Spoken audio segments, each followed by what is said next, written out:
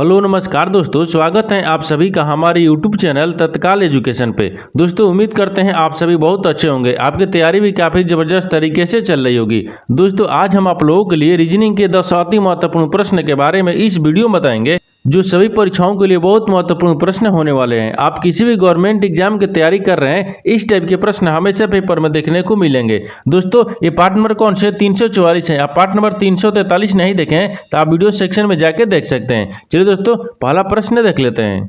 दोस्तों पहला मेरा प्रश्न है, इसमें देखिए नीचे दी गई श्रृंखला श्रेणी में प्रश्नवाचक चिन्ह के स्थान पर कौन सी संख्या आएगी। देखिए नीचे आपको यहाँ पर एक श्रृंखला दी, इन श्रृंखला में बताना है कि इस प्रश्नवाचक चिन्ह पर इन चार ऑप्शन में से कौन सी संख्या यहाँ पर भरा जाएगा। देखिए इससे पहले देखेंगे ध्यान से कि यहाँ पर जो श्रृंखला है ना, श्रृंखला किस प्रकार से चल रहा है। देखिए तो यहाँ पर श्रृंखला क्या हो रहा है, यहाँ पर देखिए 56 से क्या हो रहा है, यहाँ पर 66 हो रहा है, 66 ले क्या हो रहा है, यहाँ पर 59 हो रहा है, 59 ले यहाँ पर 69 हो रहा है, 69 से यहाँ पर क्या हो रहा है 62 हो रहा है, और 62 से आपको अगले संख्या को ज्ञात करना है। देखिए तो यहाँ पर 56 से क्या लिख रहा है 66 लिख रहा है, तो 56 से 66 किस प्रकार से लिख रहा है। देखिए तो यहाँ पर करेंगे क्या, देखिए यहाँ पर क्या किया 56 में क्या करते हैं 10 को जोड़ देते हैं। जब 56 में 10 को जोड़ देंगे तो 66 आ जाएगा, और 66 ले क्या लिख रहा है 69 लिख रहा है, यानी 59 लिख रहा है, क्या लिख रहा है 59 लिख रहा है। तो 66 में क्या करेंगे, 66 में आपको 7 को माइनस कर लेंगे, कितना आ जाएगा 59 आ जाएगा, और 59 ले देखिए यहाँ पर क्या लिख रहा है 69 लिख रहा है, तो यहाँ पर क्या करेंगे 59 में 10 को जोड़ देते हैं, यानी 59 में 10 को जोड़ देंगे 69 आ जाएगा, और 69 से क्या लिख रहे हैं यहाँ पर 62 लिख रहे हैं, तो 69 में क्या करेंगे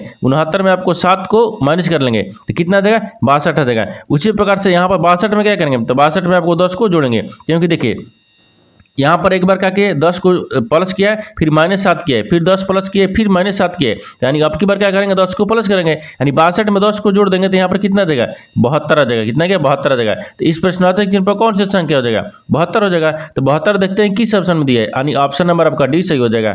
दोस्तों मैं उम्मीद करता हूँ इस प्रश्न को भी आप अच्छे तरह से समझ पाए होंगे। चलिए दोस्तों नेक्स्ट प्रश्न देख लेते हैं। दोस्तों दूसरा नंबर प्रश्न है, इसमें देखिए नीचे दिए गए विकल्पों में से संबंधित संख्या को चुनिए। देखिए नीचे आपको यहाँ पर एक संबंधित संख्या दी है, यानी 15 जो है ना 49 13 से समझते हैं, और यहाँ पर 11 जो है ना आपको 21 97 से समझते हैं। ठीक उसी प्रकार से बताना है कि 8 जो है ना इस प्रश्नवाचक चिन्ह पर इन चार ऑप्शन में से किसी से संबंधित होगा। देखिए तो यहाँ पर सबसे पहले ध्यान से देखते हैं कि जो आपको यहाँ पर 15 दिया है ना, 15 आपको 49 13 से किस प्रकार से समझते हैं। देखिए तो यहाँ पर 15 को क्या करेंगे कि यहाँ पर 49 13 आ जाएगा। देखिए तो यहाँ पर ध्यान से देखिए, यहाँ पर 15 में क्या करते हैं 2 को जोड़ देते हैं, तो कितना क्या 17 हो गया, और इनको क्या करते हैं स्क्वायर करते हैं, कितना आ जाएगा 49 13 आ जाएगा। कितना क्या 49 13 आ जाएगा। जैसे में देखिए यहाँ फिर से समझिए, यानी 15 में क्या करते हैं 2 को यानी जोड़ेंगे, जो 15 दिया है 15 में क्या करेंगे 2 को जोड़ देंगे तो 17 आ गया, और 17 का स्क्वायर करेंगे तो नहीं, देखिए यहाँ पर करना है 17 का हमको क्यूब करना होगा। क्या करना है 17 का क्यूब करेंगे, यानी 17 का जब क्यूब कर देंगे तो यहाँ पर कितना आएगा, यानी 49 13 आ जाएगा। ठीक उसी प्रकार से देखिए यहाँ पर क्या लिखा है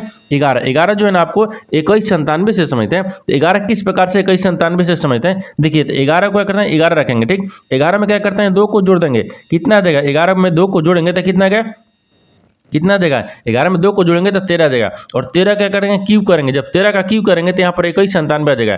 ठीक उसी प्रकार से यहाँ पर 8 को भी रखेंगे। देखिए 8 के क्या करेंगे तो 8 को 8 रखेंगे, और 8 में क्या करेंगे 2 को जोड़ देंगे, जब 8 में 2 को जोड़ देंगे तो कितना आ जाएगा, और इसको क्यूब कर देंगे, 8 में 2 को जोड़ देंगे। देखिए यहाँ पर कितना क्या 11 आ गया, और 11 क्या करेंगे क्यूब करेंगे, जब 11 का क्यूब करेंगे तो यहाँ पर कितना आ जाएगा, देखिए 8 2 10 होता है ना, सॉरी यहाँ पर क्या लिख रहे हैं 8 2 10 हो जाएगा। ठीक यहाँ पर क्या हो जाएगा 8 में अगर 2 को जोड़ेंगे तो 10 हो जाएगा, और 10 का क्या करेंगे क्यूब करेंगे, जब 10 का क्यूब करेंगे तो यहाँ पर कितना आ जाएगा 1000 आएगा, कितना का 1000 आ जाएगा। तो यहाँ पर जो प्रश्नवाचक चिन्ह पर है ना वो 8 किससे समझते हैं, यानी 1000 से समझते हैं। तो 1000 देखते हैं किस ऑप्शन में दिया है, यानी ऑप्शन नंबर आपका 20 सही हो जाएगा। दोस्तों मैं उम्मीद करता हूँ इस प्रश्न को भी आप अच्छी तरह से समझ पाए होंगे। चलिए दोस्तों नेक्स्ट प्रश्न देख लेते हैं।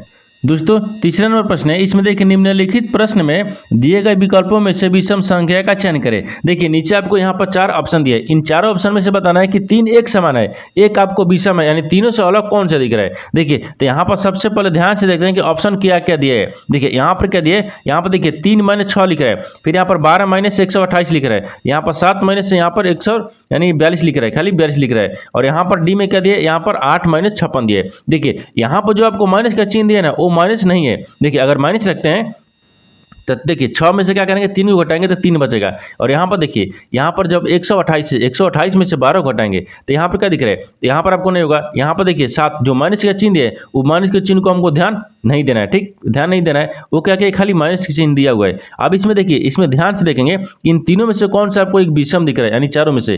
देखिए तो यहाँ पर क्या दिख रहा है, यहाँ पर सबसे पहले देखिए ध्यान से क्या दिख रहा है, 6 दिख रहा है। 6 को क्या करेंगे, देखिए 6 लिख रहा है और 6 में क्या करते हैं 3 से भाग करते हैं तो 3 दूना कितना होता है 6 होता है, ये पूरी पूरी कट गया।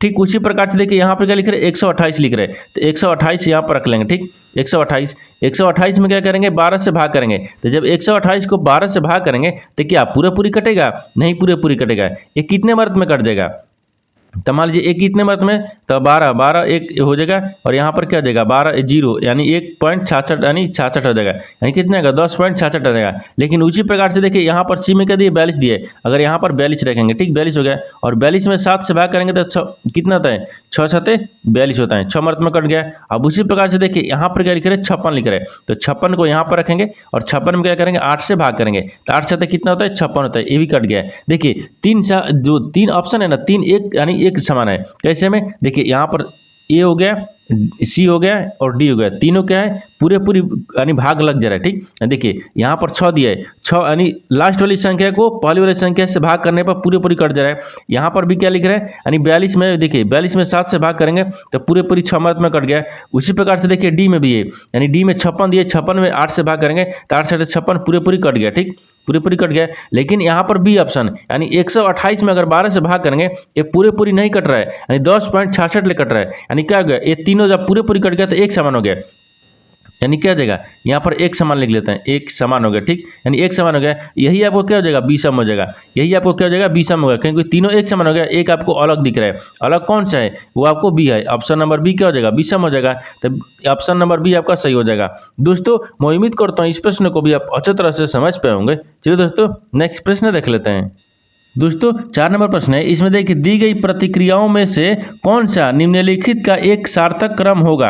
देखिए यहाँ पर सबसे पहले प्रश्न समझिए इसमें क्या बोल रहे हैं, यहाँ पर आपको नीचे 4 शब्द दिया है, देखिए यहाँ पर क्या दिया पदार्थ दिया है, परमाणु दिया है और अणु दिया है और प्रोटॉन दिया है। इन चारों शब्द को आपको क्या करना है सार्थक क्रम में सजाना है, क्या करना है सार्थक क्रम में सजाना है। उससे पहले क्या करेंगे यहाँ पर वीडियो को रोककर खुद अपने आप से बनाने की कोशिश करेगा और 10 प्रश्न में से आपने कितने प्रश्न सही किए हैं वीडियो को लास्ट में कमेंट में जरूर बताएगा।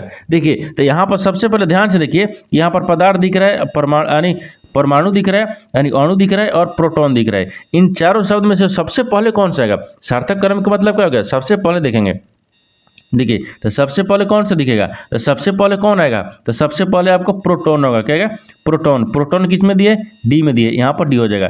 फिर आगे दिया है प्रोटॉन के बाद में क्या आता है परमाणु आएंगे, क्या आएंगे परमाणु, तो परमाणु कितने पर दिया है यानी बी पर दिया है, तो यहाँ पर बी हो जाएगा। फिर उसके बाद में यहाँ पर सब फिर आएगा क्या अणु आएगा, क्या आएगा अणु आएगा, तो अणु कितने में दिया यहाँ पर सी में दिए, यहाँ पर सी हो जाएगा। फिर इसके बाद में यहाँ पर पदार्थ आएगा, पदार्थ किस में दिया है यहाँ पर ए में दिया है, यानी ए में दिया है। देखिए तो यहाँ पर फिर से समझिए इसमें क्या होगा सार्थक क्रम सजाने का मतलब क्या होगा सार्थक क्रम यानी बढ़ते क्रम में जाना है। देखिए तो यहाँ पर सबसे पहले कौन सा होगा यानी प्रोटॉन होगा, प्रोटॉन के बाद में यानी यहाँ पर प्रोटॉन के बाद में और परमाणु आएगा, परमाणु के बाद में अणु होगा, अणु के बाद में क्या कोई पदार्थ बनेगा, क्या बने पदार्थ बन गया। तो आपको क्या हो जाएगा सार्थक क्रम में सजाने के बाद में क्या आ गया यानी DBCA देखते हैं किस ऑप्शन में दिख रहा है, यानी ऑप्शन नंबर कौन सा हो जाएगा DBCA, ऑप्शन नंबर आपका ए सही हो जाएगा। दोस्तों मैं उम्मीद करता हूँ इस प्रश्न को भी आप अच्छी तरह से समझ पाए होंगे। चलिए दोस्तों नेक्स्ट प्रश्न देख लेते हैं। दोस्तों 5 नंबर प्रश्न है, इसमें देखिए किसी कक्षा के सभी 50 छात्र एक सीधी पंक्ति में यानी उत्तर की ओर मुंह करके खड़े हैं। राकेश दाहिने सिरे से 17वें स्थान पर खड़ा है जबकि कमलेश बाएं सिरे से 22वें स्थान पर खड़ा है। राकेश और कमलेश के बीच कितने छात्र खड़े हैं। देखिए यहाँ पर सबसे पहले प्रश्न समझिए इसमें क्या बोल रहा है, यहाँ पर आपको कितना दिए, यहाँ पर बोल रहा है कि देखिए यहाँ पर दिया ना कि किसी कक्षा में सभी 50 छात्र हैं, कितने छात्र हैं 50 को, यहाँ पर 50 को रख लेंगे, ठीक है। अब आगे बोल रहा है कि एक सीधी पंक्ति में यानी उत्तर की ओर मुंह करके खड़े हैं, उत्तर की तरफ मुंह करके खड़े हैं। राकेश जो है ना वो दाएं सिरे से 17वें हैं, तो राकेश को दाहिने सिरे से कितने का रखते हैं 17वें रखते हैं, ठीक स्थान पर खड़ा है। और जबकि कमलेश बाएं सिरे से 22वें स्थान पर है, तो कमलेश को 22वें सिरे पर क्या कर रहे हैं दाहिने से कितना है, देखिए यहाँ पर बोल रहा है कि बाएं सिरे से 22वें स्थान पर हैं, 22 सिरे से 22वें स्थान पर खड़े हैं। यहाँ तक ठीक है। अब बोल रहा है कि राकेश और कमलेश के बीच में कितने छात्र खड़े हैं, इन दोनों के बीच में कुल कितने छात्र खड़े हैं। तो पहले क्या करते हैं, इन दोनों को आपस में जोड़ लेते हैं। देखिए यहाँ पर दोनों को आपस में जोड़ लेंगे, इसको क्या करेंगे, माइनस करेंगे, यानी 50 में से ही माइनस करेंगे, क्योंकि टोटल कितने दिए, 50 छात्र हैं, और 50 में से ही आपको 17 क्या है, यानी राकेश का क्या है, दाहिने से 17वां है, और यहाँ पर कमलेश का 22वां है। ठीक, तो इन दोनों को आपस में जोड़ के 50 में से माइनस कर लेंगे। देखिए तो यहाँ पर 50 के 50 हो जाएगा, लेकिन इनमें दोनों को क्या करते हैं, इन दोनों को आपस में जोड़ लेंगे। जब इन दोनों को आपस में जोड़ लेंगे तो 7 दूनी कितना होता है, 9 हो गया है, और यहाँ पर 2 1 3 है गया, कितना गया, 39, यानी 50 में से 39 को माइनस कर लेंगे तो यहाँ पर कितना बचेगा, 11 छात्र। कितना बचेगा, 11 छात्र बचेगा। यानी देखिए राकेश और कमलेश के बीच में कुल कितने छात्र हैं, तो यहाँ पर 11 छात्र हैं। तो 11 देखते हैं किस ऑप्शन में दिया है, ऑप्शन नंबर आपका डी सही हो जाएगा। दोस्तों मैं उम्मीद करता हूँ इस प्रश्न को भी आप अच्छी तरह से समझ पाए होंगे। चलिए दोस्तों नेक्स्ट प्रश्न देख लेते हैं। दोस्तों 6 नंबर प्रश्न है, इसमें देखिए निम्नलिखित अक्षर संख्या प्रतीक श्रृंखला के आधार पर पूछे गए प्रश्न का उत्तर दीजिए। देखिए नीचे आपको यहाँ पर बाएं से दाएं क्या लिखा है, यहाँ पर देखिए अक्षर भी लिखा है, संख्या भी लिखा है और प्रतीक भी दिया है, एक श्रृंखला दिया है। ठीक, श्रृंखला है।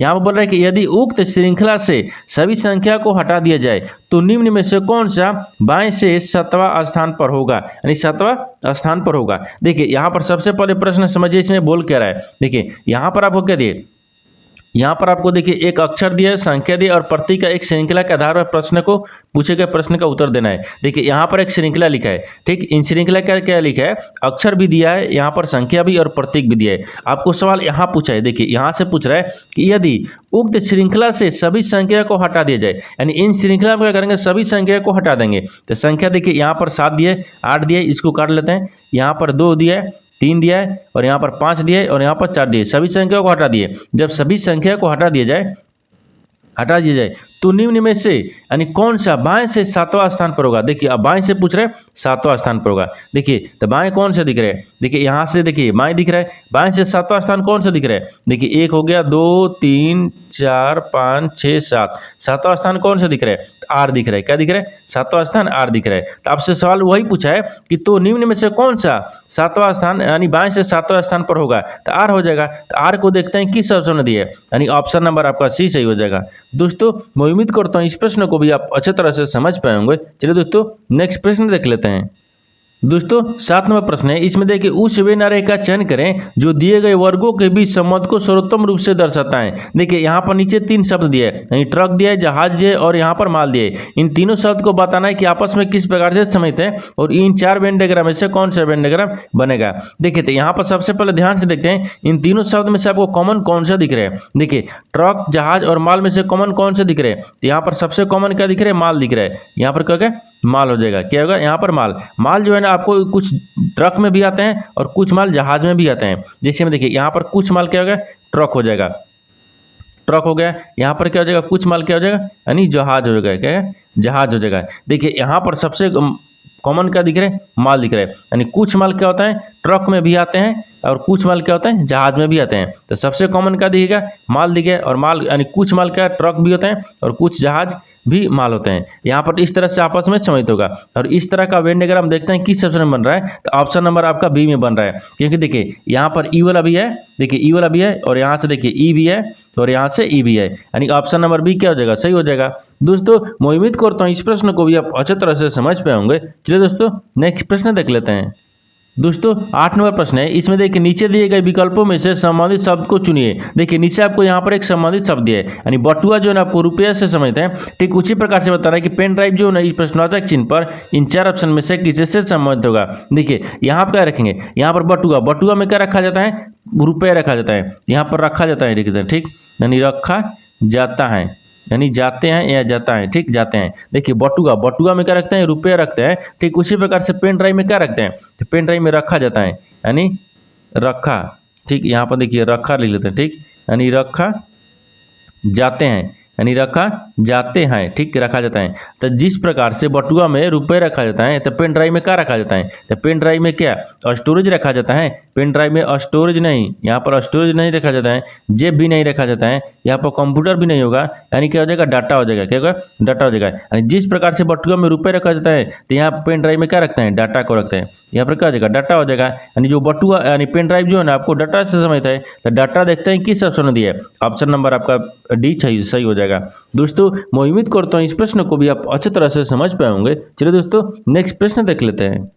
दोस्तों 9 नंबर प्रश्न है, इसमें दिए कि एक ही पासे के 3 अलग अलग स्थितियां दर्शाई गई हैं, यानी उस अक्षर का चयन करें जो यू के विपरीत फलक पर मौजूद होगा।